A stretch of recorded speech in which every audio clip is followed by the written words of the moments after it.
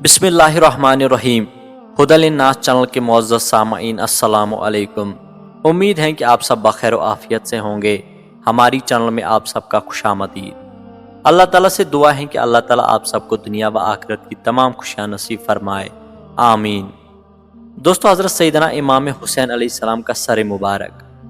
होली बिन Yazid ने हज़रत सैयदना इमाम हुसैन अलैहिस्सलाम का सर एक नेज़े पर चढ़ाया और एक फौजी दस्ते के हमरा कूफा पहुंचा तो शाम हो चुकी थी। शाम हो जाने की वजह से उसे गवर्नर हाउस में दाखिले की इजाज़त न मिली।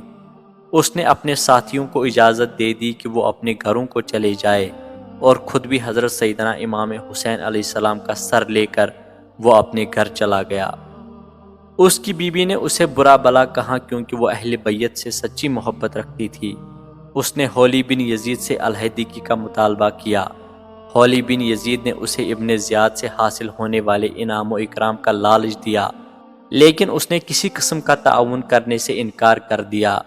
रात भर वो हज़रत सैयदना इमाम हुसैन अलैहिस्सलाम के गम में आंसू बहाती रही और तुलुए सहर के वक्त घर से निकल गई और फिर कभी लौट कर न आई।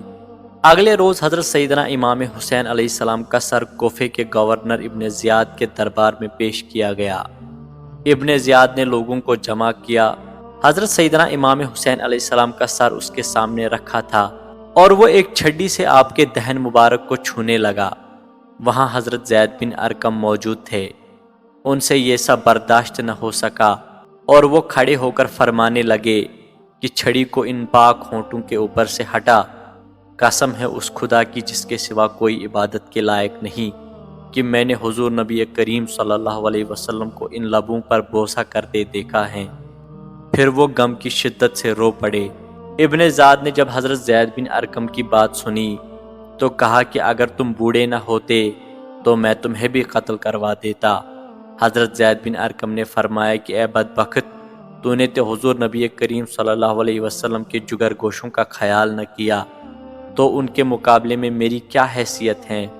ये फरमाकर आप वहाँ से चले गए और जाते हुए अहले दरबार को मुखातिब करते हुए फरमाया कि तुमने हज़रत सईदा फ़ातिमा ज़हरा सलामुल्लाहि अलैहा के साहबजादों को शहीद किया और मरजाना के बेटे को अपना अमीर तस्लीम किया। ये तुम्हारे अच्छों को कत्ल कर देगा और बुरों को ज़िंदा छोड़ेगा। कत्ले हुसैन असल में मर्ग यजीद हैं। इस्लाम ज़िंदा होता है हर करबला के बाद। दोस्तों, ये थी आज की वीडियो। उम्मीद है कि आपको वीडियो अच्छी लगी होगी।